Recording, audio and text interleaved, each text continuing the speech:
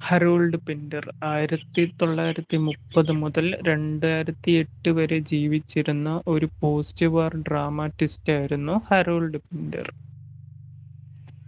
ഏറ്റവും സ്വാധീനമുള്ള ആധുനിക നാടകകൃത്തുക്കളിൽ ഒരാളാണ് ഹരോൾഡ് പിന്റർ.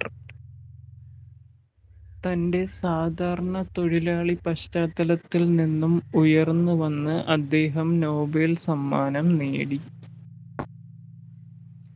അദ്ദേഹം 25 നാടകങ്ങളും 15 ലഘുനാടകങ്ങളും രചിച്ചിട്ടുണ്ട്.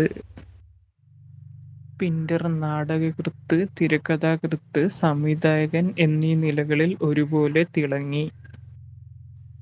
1957 പുറത്തിറങ്ങിയ ദി റൂം എന്ന നാടകമായിരുന്നു അദ്ദേഹത്തിന്റെ സമ്പന്നമായ നാടകജീവിതത്തിന്റെ തുടക്കം.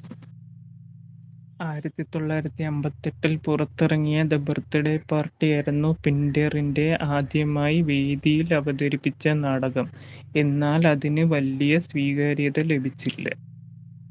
1960 പുറത്തിറങ്ങിയ ദ ഡംബ് വെയിറ്റർ എന്ന നാടകമാണ് പിന്ററിനെ നാടകകൃത്തായി ഉറപ്പിച്ചു നിർത്തിയത്.